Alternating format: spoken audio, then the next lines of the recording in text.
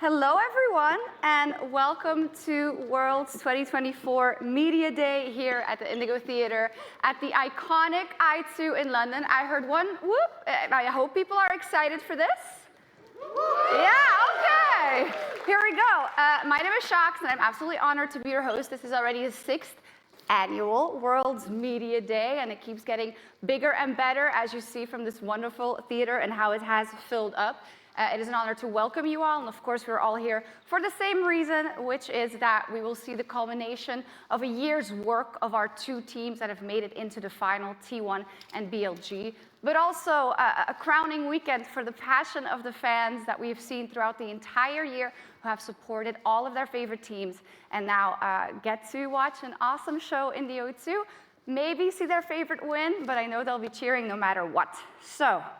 I'm really happy that Worlds was in my home region this year and that we get to do the show in the iconic O2, but we do have a lot to get through today, so I'm just going to run you through it. First up, we'll have opening remarks from John Needham, who is the president of publishing and esports. Then that will be followed by Chris Greeley, the global head of LoL Esports, who will share some things we may expect in 2025. Hopefully we'll get some exclusives. We'll have a Q&A session featuring Chris, John, and Paul Bellezza, executive producer of League of Legends. Now, after that, we have something that I think all of you will be very excited for, a fireside chat with our musical guests, the iconic Linkin Park. They, of course, gave us the world's anthem this year in Heavy is the Crown, and they will be also taking to the stage in the opening ceremony tomorrow on the stage, the opening ceremony presented by MasterCard. That chat will be hosted by Maria Egan, who is the global head of music. Afterwards, we will take a short break before we take a look, or we meet rather, our finalists for tomorrow. We'll have Bilibili Gaming and T1. You will be able to ask them all the questions that you desire, and after that, we can all be joined for drinks and to chat about the day and to give me your predictions of tomorrow, who you think's gonna win, and then we'll wrap things up. With that, it is my great pleasure to welcome to the stage the president of Riot Games Publishing and Esports, John Needham. Hi, everyone. Thank you so much, Shax. Awesome job as usual. So it's awesome to be here at the O2 Arena on the eve of World 2024 Finals, T1 versus Bilibili Gaming. This is a rising rivalry in our sport. Both teams have competed against one another in the last 4 International League of Legends tournaments. So BLG twice denied T1 the MSI Finals, and then T1 twice beat BLG during World Swiss.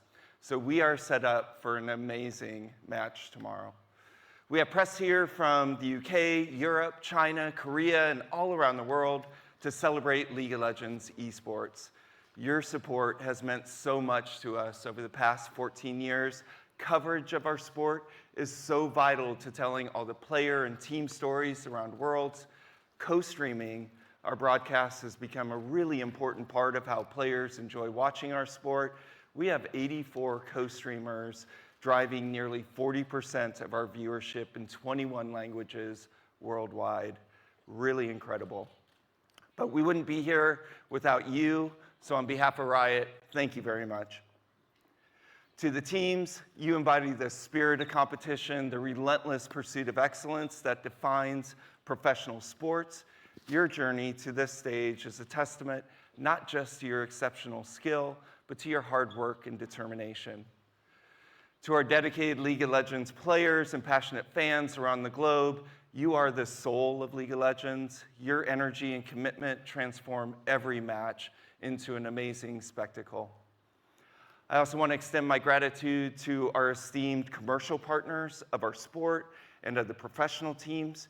Your continued support is crucial in elevating LoL esports and helping us connect with millions of players worldwide in ever more engaging ways. So Worlds has been an incredible journey this year, from Berlin to Paris to London. Our host cities have provided spectacular venues filled with passionate fans. Our European fans have really delivered this tournament. Hearing them cheer at our events gives us so much energy, makes all the hard work of delivering a AAA sports event worth it. Esports is not just a part of League of Legends, it's essential to the game experience we want to deliver to players. Riot Games is unique in the industry because we fuse esports, music, entertainment together around the core game experience to deliver something truly special to our community. And Worlds represents the pinnacle of this experience, inspiring our players with the highest level of competition, where passion and skill are put on display for millions of fans around the world. And this all leads up to a single defining epic event tomorrow. So for us, Worlds is more than just an annual tournament. It's a celebration of the game, our community, competition, and creativity that make League of Legends the powerhouse that it is. Okay, so a quick update on viewership. Not including China, our peak viewership reached 4.81 million viewers last weekend in the T1 versus Gen G match in Paris. That makes it one of the most viewed League of Legends matches ever outside China. Our average minute audience outside of China through semifinals is up 30% year on year, making this already one of the most watched Worlds events in history. It's really amazing to see our esports community growing year after year. So with the action we've had at Worlds this year, it's no wonder that viewership has been so strong. We had Pain Gaming come out of CB LoL and make the Swiss stage for the first time in the region's history. We saw similarly strong performances from PSG and GAM. Swiss didn't disappoint either, with incredible showings from Gen G and LNG, both escaping round robin without a loss. And those final day heroics from BLG, FlyQuest, and Weibo Gaming, wow, really cool. Speaking of heroics, who could have predicted the absolute slugfest between FlyQuest and Gen G in the quarterfinals, a 5-game series that saw Nunu and Fiddlesticks pulled out. This is amazing. This is certainly a match that fans will be talking about for years. So tomorrow, as T1 and Billy Gaming take the stage to vie for the Summoners Cup, they continue the tradition of excellence and excitement that's defined Worlds. For T1, it means competing to win back-to-back Summoners Cups for a second time in their history. T1's also competing for a record-setting 5th Summoners Cup as well. For BLG, after a run to semifinals at last year's Worlds and a second-place finish at MSI this year, it marks an opportunity to reach the pinnacle and return the Summoners Cup to the LPL for the 4th time. So thank you to everyone who's worked tirelessly behind the scenes to make this championship a reality. As we look to the future, let's celebrate not just what League has become, but what it will continue to be, a game that is fueled by a community of the most passionate players around the globe. So here's to making more unforgettable memories at Worlds this year. Thank you. Enjoy the games tomorrow. Awesome. Thank you very much, John. Yeah, of course, players first, and I hope everyone's been enjoying this Worlds. And of course, the shout out to the European crowd. I haven't forgotten. I hope they will turn up tomorrow also in London. And now we will be looking forward to having John back for the Q&A. But before that, we're going to dive a little bit deeper into the beautiful world of LoL Esports and what we have to look forward to. So please help me in welcoming Chris Greeley, Global Head of LoL Esports, who will take us through some exciting updates. The stage is yours.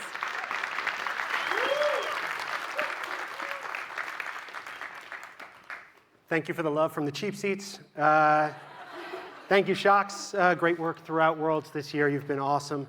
Good afternoon, everyone. I'm Chris. For some reason, they trusted me with the clicker today, so if we have technical difficulties, that's not on me. That's on people who had trust in me.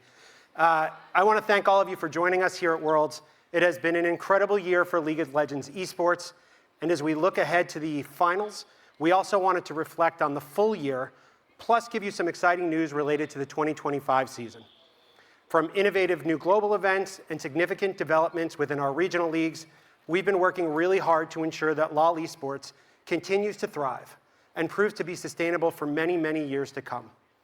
Our goal through the second half of this decade is to offer even more compelling experiences for players, teams, and fans around the world. Before we dive into what's coming in 2025, let's talk a little bit about 2024 and reflect on fan engagement and our new global revenue pool, which is built to benefit all of our pro teams. So John talked a little bit about the incredible viewership that we've already seen at Worlds this year. This is on top of a year where we had an MSI, which was the most viewed MSI in our history, and we had year-over-year viewership gains in almost every one of our regional leagues around the world. We are absolutely humbled by the continued passion of our fans for League of Legends esports. This packed room full of media, influencers, and partners also is reflective of the health of LoL esports, and we thank you all again very much for your coverage, for your support, for your presence. In addition to our impressive viewership growth, we've made significant progress in our plans to support teams with the launch of our global revenue pool, which will go live in 2025. New initiatives, including Hall of Legends and the introduction of the Global Emotes program, have generated new streams of revenue, allowing us to distribute more revenue back to our pro teams. These efforts are crucial as we continue to create a sustainable ecosystem for the long-term growth of LoL esports, ensuring teams are rewarded for both their contributions and performance throughout the year. So as we look ahead to tomorrow's finals, I couldn't be more excited for the epic showdown between the LPL's BLG and the LCK's T1. Both teams have delivered outstanding performances throughout the tournament, and I know that tomorrow's match will be nothing short of legendary. This year, we will be continuing our tradition of celebrating our world champion on the Rift by placing the Summoner's Cup, complete with the winning team's logo, directly on the Rift. However, in a change from previous years, we won't start that celebration right after Worlds. We're going to start that celebration alongside the launch of the 2025 competitive calendar. So starting with patch 15.2, we will honor our champions that will be crowned tomorrow. We'll honor them on the Rift with the trophy and the icon, as well as a championship icon and a championship emote, all of which will be in-game. And then we will ship the physical Summoner's Cup, which is behind me, to the winning region. This will give our champions the chance to start their season in style. With the cup present for the opening weekend of competitive play in their region, it'll be available to the team to make content. It'll be available to the league to make content. It'll be a really special and memorable touch to their victory that sets the tone for the year ahead and allows us to celebrate our world champion when the entire competitive community comes back together to start the 2025 season. Now, we're talking about 2025, let's look forward. I'm excited to share the first of several of our announcements about 25. We know that fans have been asking for a third global event for quite some time, and we are thrilled to deliver what we will be calling First Stand. That will be our newest addition to the competitive calendar. So First Stand is designed to ignite regional rivalries and test innovations, and it'll see the best team in Split 1 from each of our 5 regions face off in early season battles, setting the tone for the competition ahead for the rest of the year. This event will take place at the conclusion of Split 1 over the course of 7 days, from March 10th through March 16th, 2025, at our very own LoL Park in Seoul, Korea. In addition to the First Stand tournament, I'm excited that we will also be introducing Fearless Draft, debuting in Split 1 across all 5 of our regions and taking center stage at our new international competition, First Stand. This highly anticipated draft format will push teams to their limits by adding an extra layer of strategy to every best of series. So let me tell you a little bit about how it works. Once a champion is selected, it will be unavailable for both teams for the remainder of the series. With each game, 10 additional fearless bans are added on top of the usual pick ban phase, making every choice critical. That means no repeat picks at all in the match, even in Game 5. Fearless Draft forces teams to adapt quickly and think creatively as the champion pool shrinks throughout the course of a match, leading to high-stakes gameplay overall. We believe this format will deliver some of the most dynamic and unpredictable matches we have ever seen in League of Legends esports. Now, let's move on to our second global event in 2025. Beginning at the end of June next year, following the conclusion of Split 2, we are thrilled to announce that Canada will be hosting next year's mid-season invitational. After a long hiatus from live League of Legends esports events in Canada, we couldn't be more excited to bring international competition back to our North American fans. Canada will welcome 10 qualified teams from our 5 regions, all battling for a chance to secure their place in history and, of course, their place at Worlds. Canadian fans, get ready. MSI 2025 is going to be unforgettable. Last week, as part of a partnership renewal announcement with Oppo, we also shared that Worlds is returning to China. Today, we are eager to reveal the host city for next year's League of Legends World Championship Finals. Roll the clip.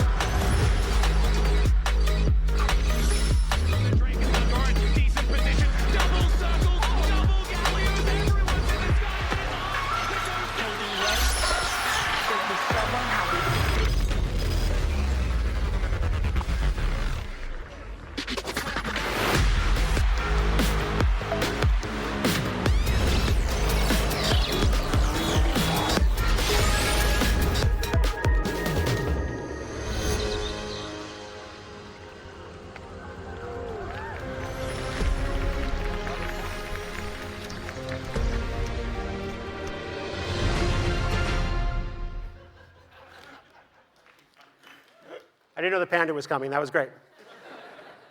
We are really proud to return to Chengdu next year. The incredible atmosphere, the passionate fan base, and the outstanding hospitality we received during MSI 2024 made Chengdu an ideal location for our next World Final. The city has truly proven itself as a perfect stage for international competition, and we can't wait to go back. Now, I'd like to take this moment to welcome and recognize the Deputy Director General of Chengdu Sports Bureau, who has traveled from China to join us today here in London. Please join me in giving them a warm welcome to celebrate this exciting announcement.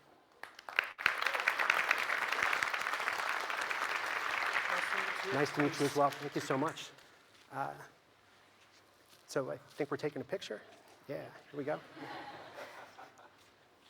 Yeah, I'll do it in front of the camera. Thank you. Thank you so much. Can't wait to be back. Thank you.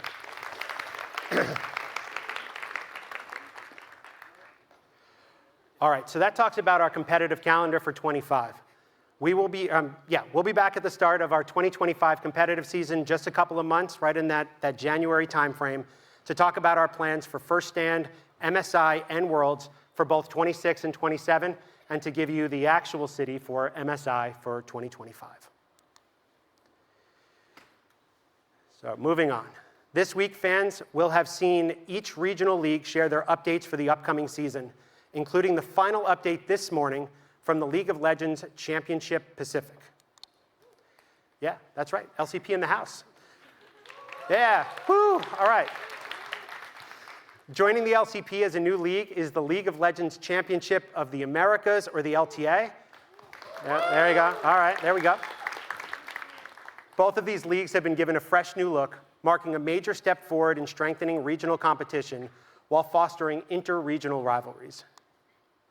We're thrilled to welcome both the LCP and the LTA to the 2025 season. These updates not only help us work toward a more sustainable future for LOL Esports, but also unlock new opportunities for high-stakes gameplay and unforgettable matchups that fans won't want to miss. All right, so that's it for me. That wraps up my updates. I want to take a moment to thank everyone for joining us at this year's Media Day.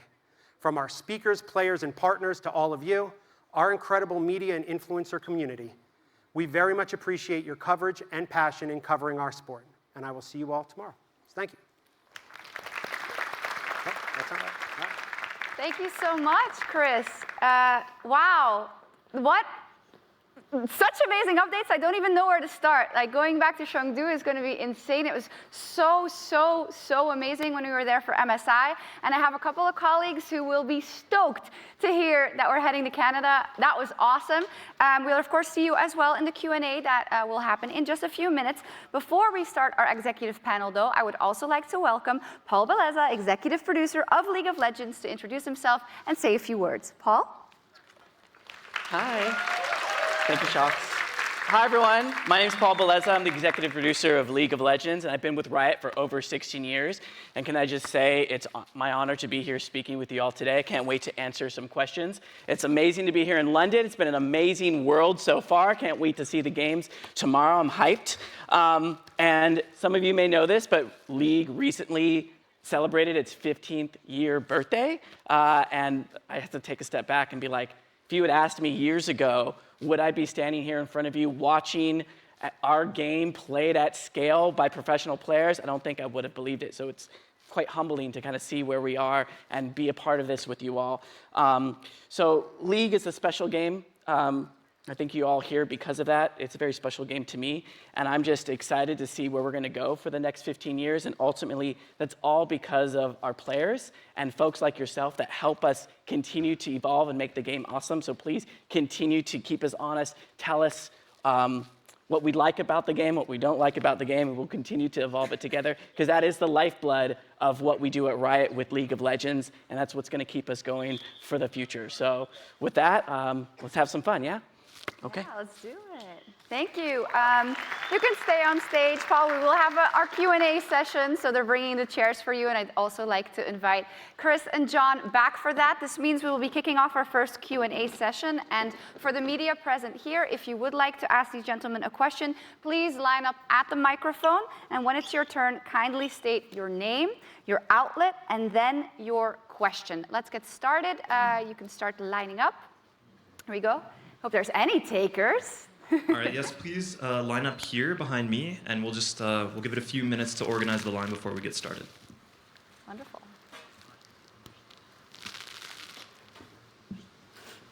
Paul, like some water? Yes. Thank you. John, would you like a fancy glass, or are you going to stick with your I'll stick with my single-use bottle? Yes. Yes.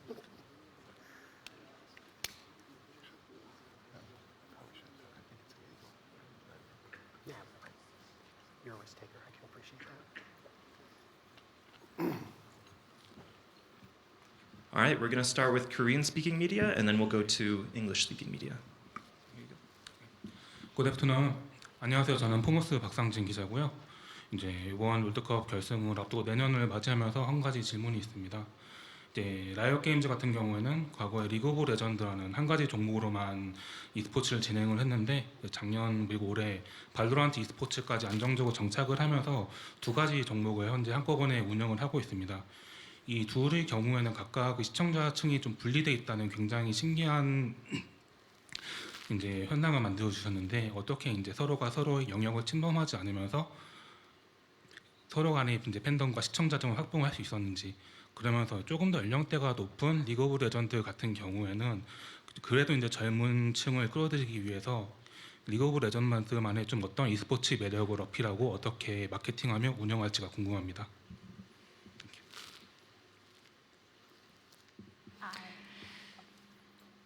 Before we head on to the next year, I have some questions about this year, about Riot Games and LoL Esports, and also Valorant Esports. In the past, Riot Games only have League of Legends as their esports sport, but starting from last year and this year, I think Valorant Esports also found a huge success, and I think Riot Games is doing a great job of managing two different esports, and it's very interesting to me that two sports actually have a very different demographic. So how did you manage to have such a separate two different esports and different fandom and different viewers? And also, I can say League of Legends fans are a little older, so what are your plans or marketing approach to bring more younger demographics to LoL Esports? I guess I'll start. So yeah, I mean, Valorant, I think the fandom around the esport reflects the player base of the game. Valorant has turned out to be the first competitive experience for a lot of players of Valorant. So that audience is, in fact, very young. The League audience is still young as well, and I think, you know, Paul can talk about this more, but we're constantly evolving the game. We're constantly looking at the community. We want a new young generation playing League of Legends, and we are building plans to make changes to the game that will appeal to that demographic. So I don't know, Paul. Do you have anything you want to talk about? I'll say this, right? Human beings are always changing their patterns of play, and I think as we as makers of the game need to pay attention to what those player needs are. And so there are things that I can't talk about today, but I think the thing to say is we're paying attention to those patterns of like what is making it harder than it needs to be to understand League. A lot of things that were true 10 years ago aren't necessarily true today, and we're hyper aware of that. And so we're just going to continue to meet players where they are and try to find ways to make sure that the core League you know and love today stays true. But there are different pathways to find your way into it, find your favorite champion, and find your style of play that we want to invest in and will continue to do. That there's also a translation taking part. So we'll stop down for a second. Sure.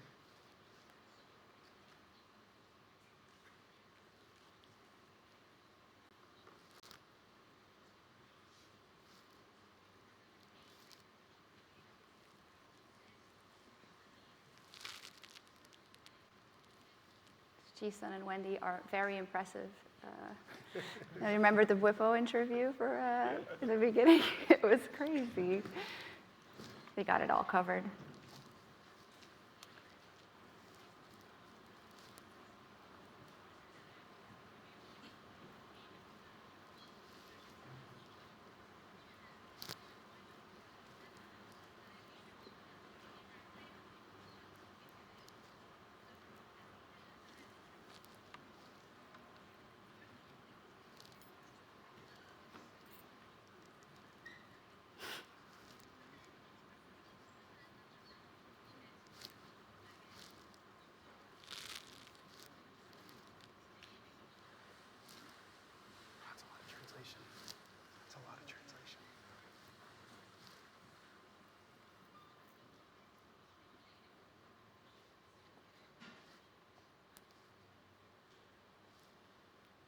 I think that's it, if I can gather. Okay. Chris, would you also like to answer this?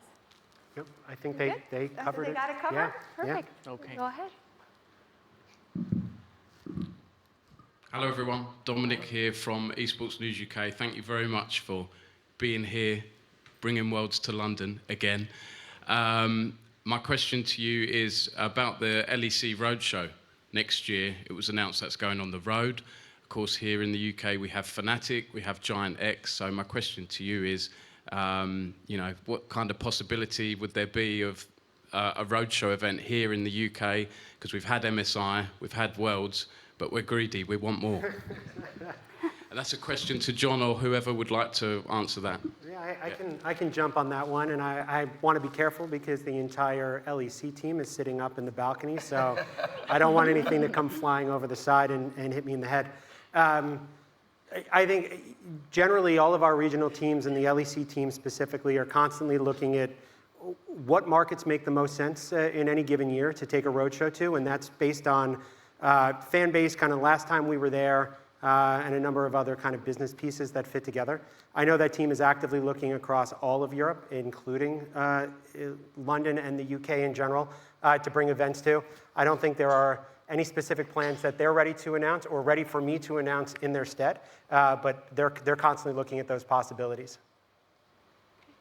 It's a very non-answer answer, but it's a really solid maybe. We'll wait for the translation for a second.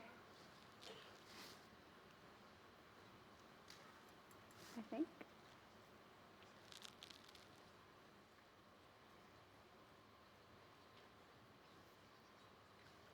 I'm not actually sure. I think we are. Hello everyone, my name is Eduardo from Base Rush, Brazil. Thank you so much for the opportunity. My question goes to Chris or John. I don't know if who is the proper one to answer that. But with a new tournament on the annual calendar, is on the Riot radar to host one of those 3 major tournaments in other minor regions, as for example Brazil or South America in general? I can answer that too. First of all, I love your jacket. I think that one of the things you'll find with First Stand is that it does give us an opportunity to go to markets that we may not regularly be bringing MSI and Worlds to. LoL Park in Korea was a great place for us to start, especially we tend to plan events out years in advance. So as we worked on First Stand this year, being able to turn to a very, very talented group of folks at LoL Park to pull the event off for the first year made a lot of sense to us. But as we go forward in future years, we will be looking to go to markets with that event specifically, including markets like South America and Southeast Asia, where we may not have taken an international event in quite some time. So we'll have more announcements about the future roadmap sometime in December or January when we do our start of season announcements, but we'll be talking a little bit more about the plans for First Stand at that point. But yeah, I think we're thinking along the same lines you are. Awesome. You go ahead. Just being told to wait a second for translation. Okay.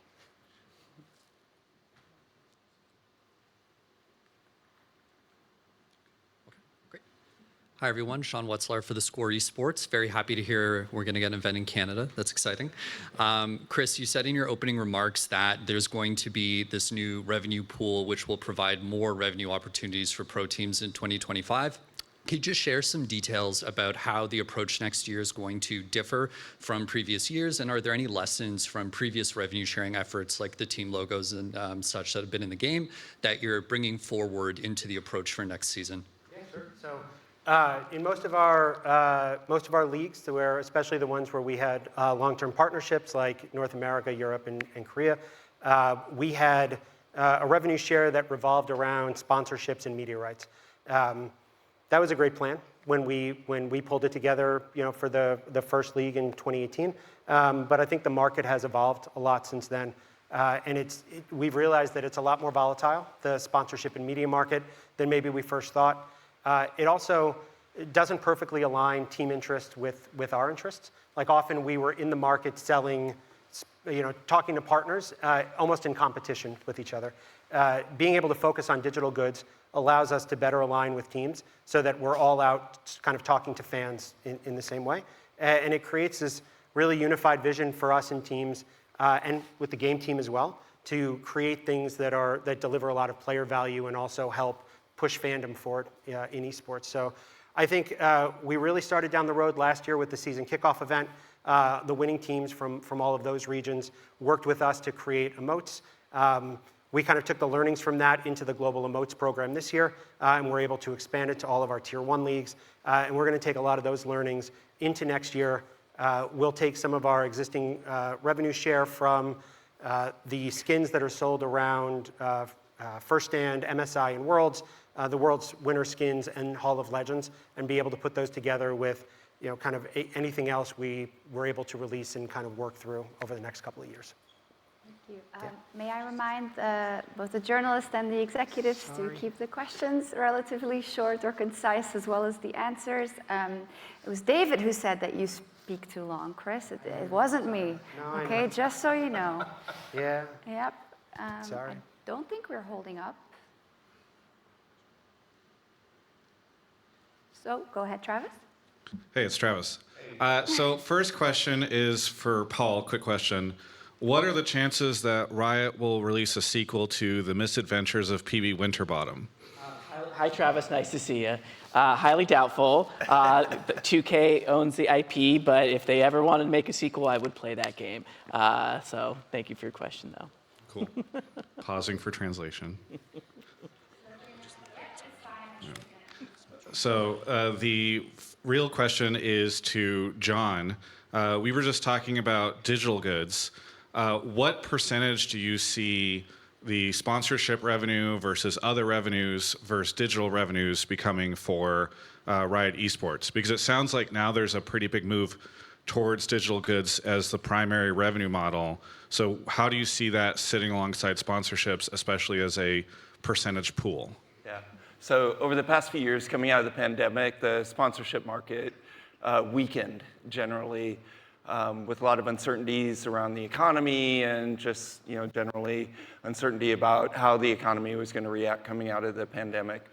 I think we are seeing a lot more interest from sponsors, like very recently this year, in coming back to our esports, a lot of new sponsors coming in.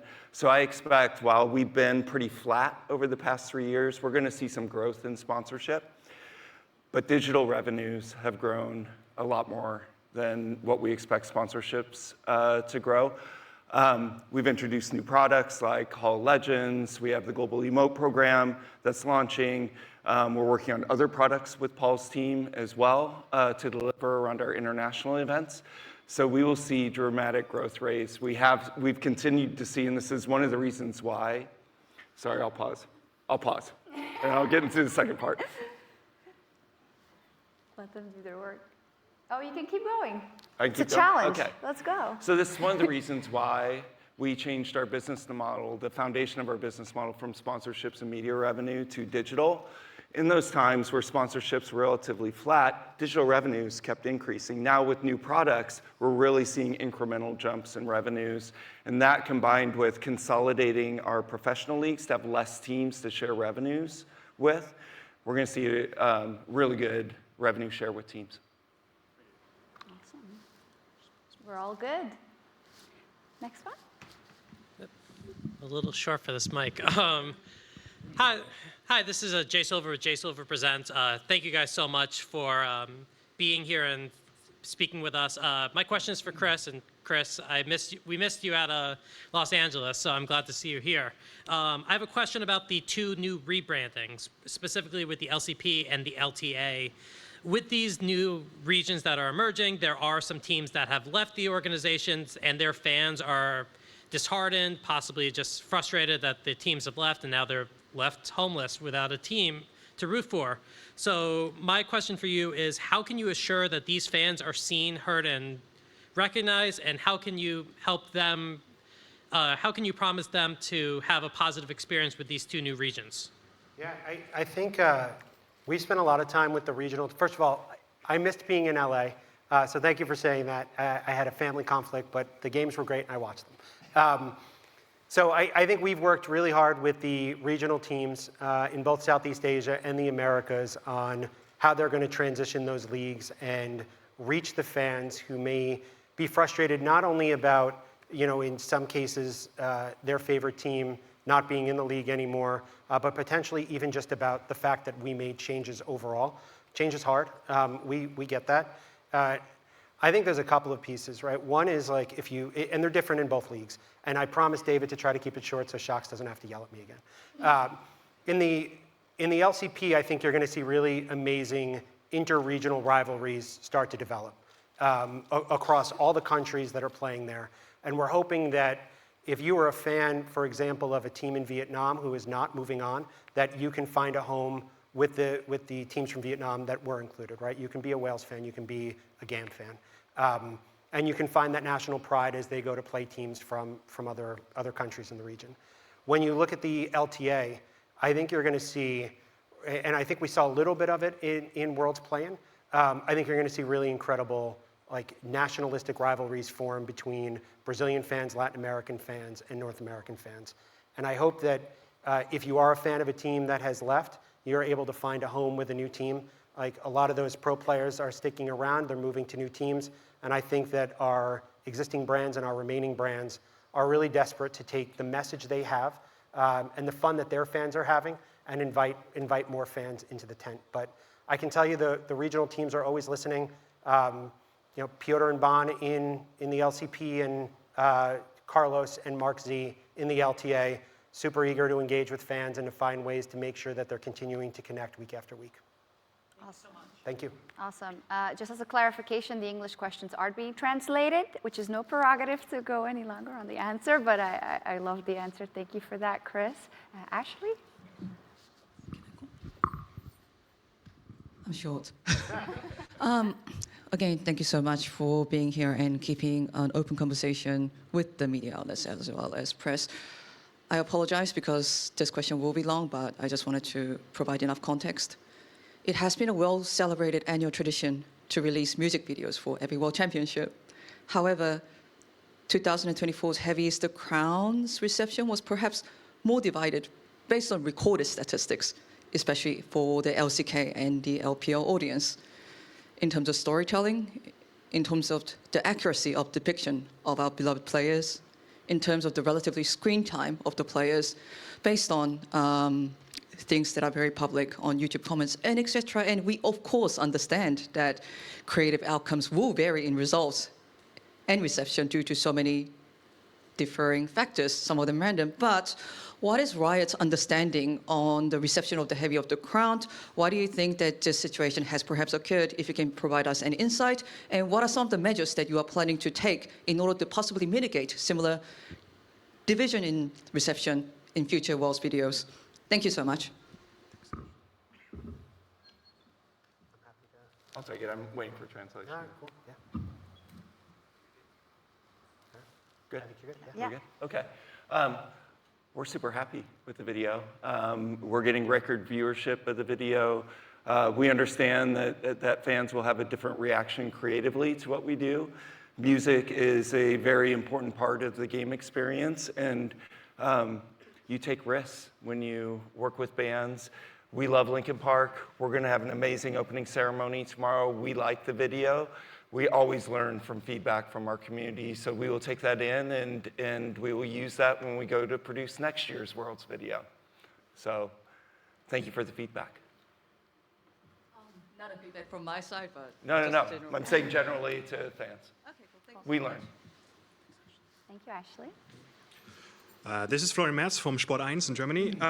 As a longtime fan of League of Legends, I'm really looking forward to see you guys coming back to more than just 2 international events.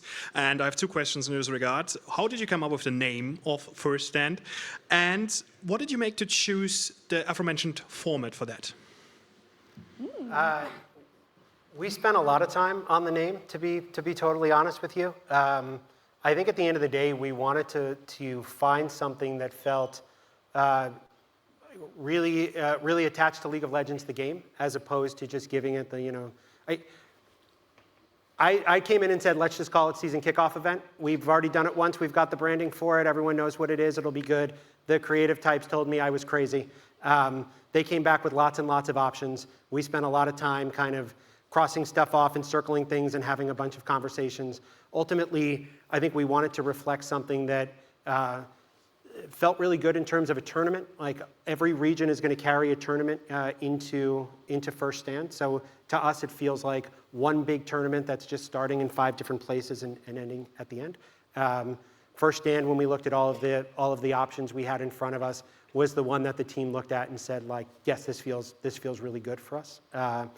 In terms of format, we'll talk in a lot more detail at the start of the season. But the goal for us really is, if you look at First Stand has 5 teams, MSI has 10, Worlds has 17, but it's really 1 from each region, 2 from each region, 3 from each region. We wanted to build as we went.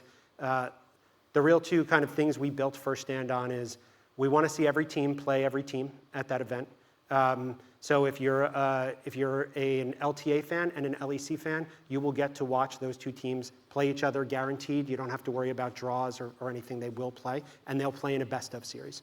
The second thing is we really wanted to focus on taking risks competitively.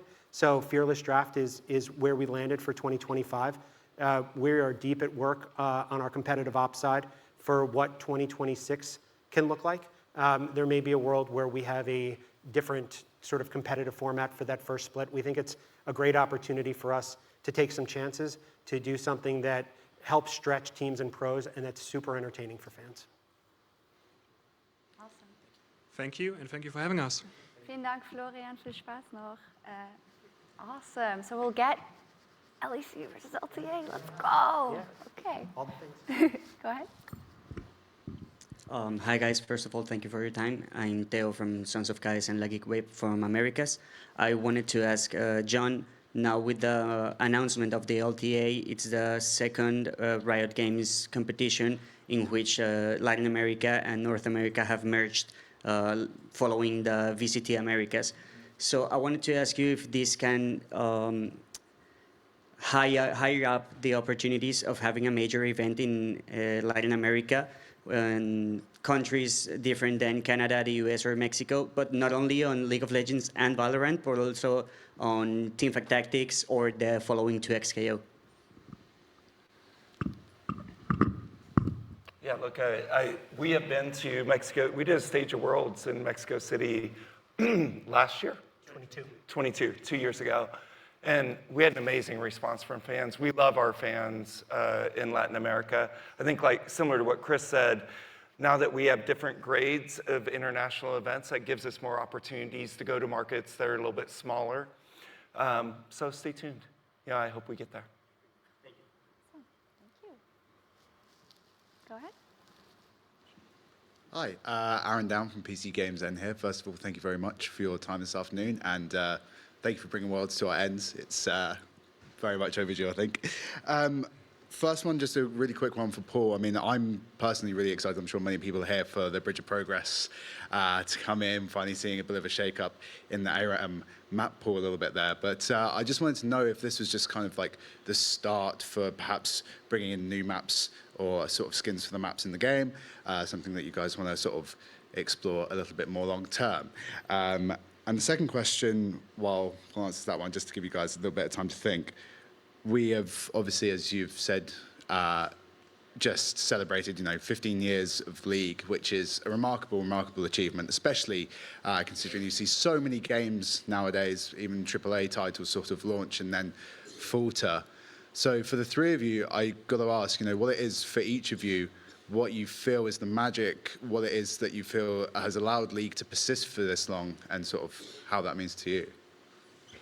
So let's start with the Bridge of Progress ARAM stuff. We're very excited to bring this moment to everybody to kind of experience a piece of the Arcane experience in the game. Very much the show was inspired by the game, and the game inspires the show, so we have this kind of loop that creatives feed off each other for it. So I'm personally very excited, and I worked on the Bilgewater event many years ago where we brought Butcher's Bridge as an experience. So I'm a big fan of finding ways to bring those thematics to our mode so that players can feel it a bit differently each time. Now, whether we will continue to do that, we shall see. There is technology that may enable us to have more capability, but I cannot confirm anything. But let's just say I like these things, so I would love to talk to my team more about it. And they're going to punch me in the face now, but so we shall see. But I think we'll see what happens with this version that's coming out. And then I'll let the whole crew start answering the second question. Wait till Shocks tells us we can talk. Yeah. Go ahead. What's that? You can go. I can go? Okay, Yeah. good. So, my job now is basically managing all the around game experiences around our core games. And our games at Riot, at their core, they're competitive games, so they're going to have, I think, a lot more longevity than normal out-of-the-box games, because every game's different depending on who you're playing in the mix of champions or agents that are competing against one another. But Riot invests more in its players than any other publisher out there. We do that with this event, with Worlds and with Esports. We do it with music, we do it with animated TV shows like season 2 of Arcane that's about to come out. And that just speaks, I think, to the depth of the experience we want to deliver to our players, and it matters. I think this is where we try to elevate our players to become fans of our game, and we do it with all these levers around these great games that we make. So I think that, more than anything, is added to the longevity of League, and it will happen with Valorant and 2XKO and all of our other games as well. I think being able to update a game every 2 weeks for 15 years is an incredible accomplishment. I think it makes the game feel incredibly fresh, even if when I get home from Worlds, like not playing very much now, but when I get home from Worlds and I'm back to my PC, the game will be different than when I left it, right? So there's always something to get better at, there's always something to master, and there's always something that pulls you back. And that to me is why so many folks, even folks who have left League for some amount of time, always find their way back, because it's really hard not to, honestly. Lovely. Wait, I'll do this one. This one means a lot. This question means a lot to me because it's been such a part of my life for so long. I mean, I've been working on I started working on this game in 2006, right? So that's almost 20 years. And to think that the idea of the game, that a game could evolve and last for this long is pretty unique and rare, and I think special. And I think it's not the time that makes it special. I think it's the ability for it to forever change. We said it, like we patch every 2 weeks. That was something new a long time ago. And I think what it allows us to do is continue to evolve it to meet what players tell us and need it to be. That relationship, that cycle is super special to keep it fresh, but also just to go, how do we adapt to what people need as they move on with different phases of their life? I was talking to someone today about a family who plays games with their children, and they will continue to do that. The fact that you can bring and come up together like as a squad, make sure your mom covers mid, your dad covers jungle, and like, your kids are the top laners, and maybe your crazy uncle is filling, right?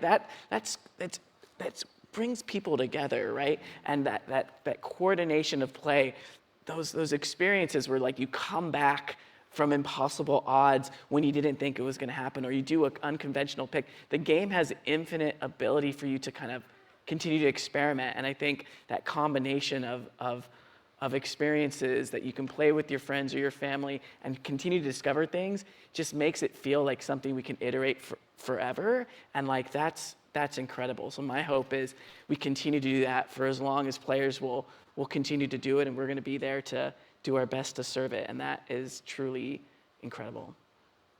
All wonderful answers. Thank you very much. Wow.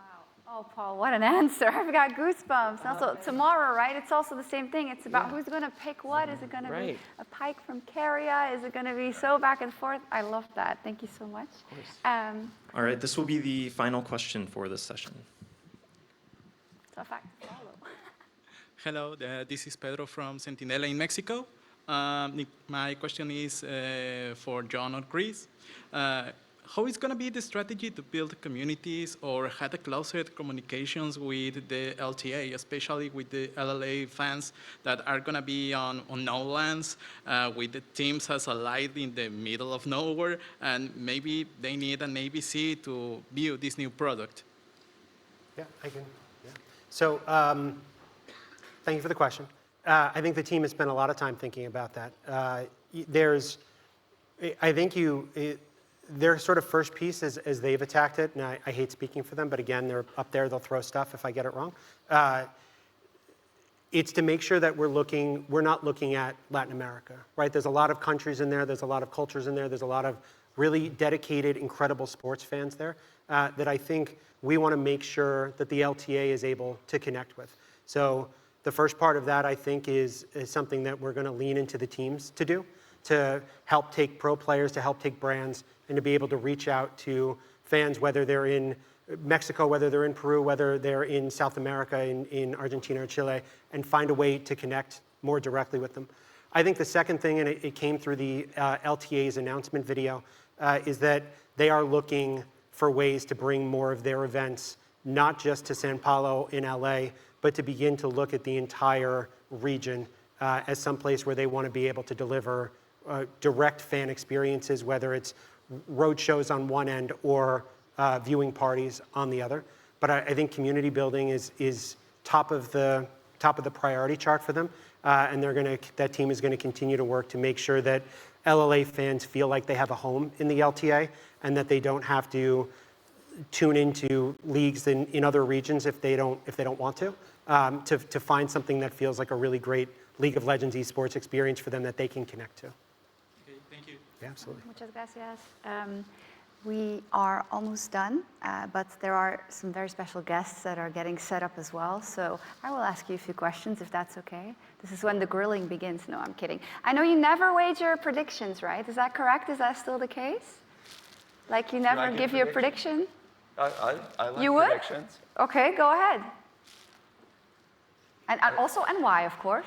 Yeah, this is dangerous. No, it is dangerous, but look, watching T1 all year, it's been a pretty amazing ride. They almost didn't make it to Worlds this year, and their performance during Worlds has been amazing.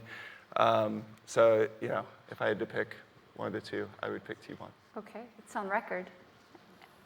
I'm predicting 5 games, Nice. and whatever happens from there is up to the League of Legends gods. It's true. Paul, do you have any thoughts on the matter? I just want to hear Silver Scrapes. Yeah, same.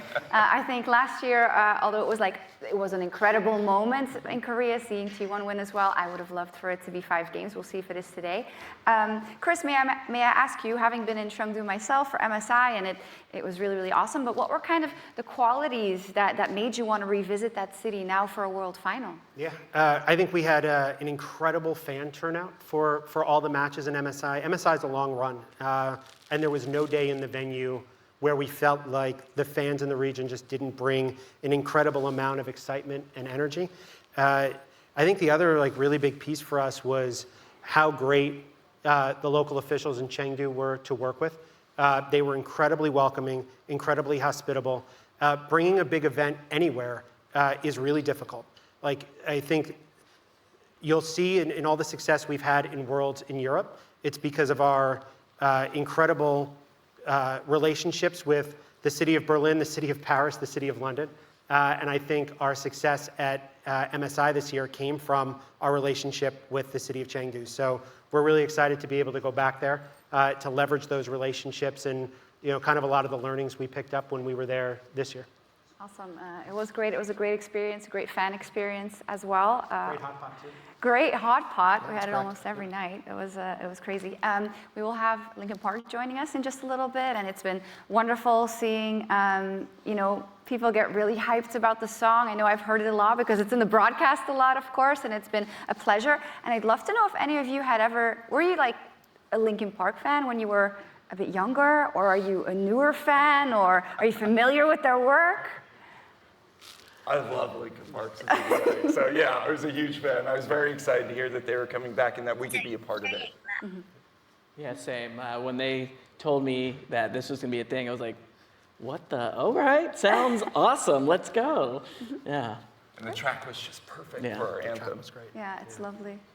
I take the nerding one step further. So Mike Shinoda also had a side project called Fort Minor that I was also an enormous fan of. So for me, it really brought a lot of things together, but Linkin Park, big part of my growing up, so fantastic.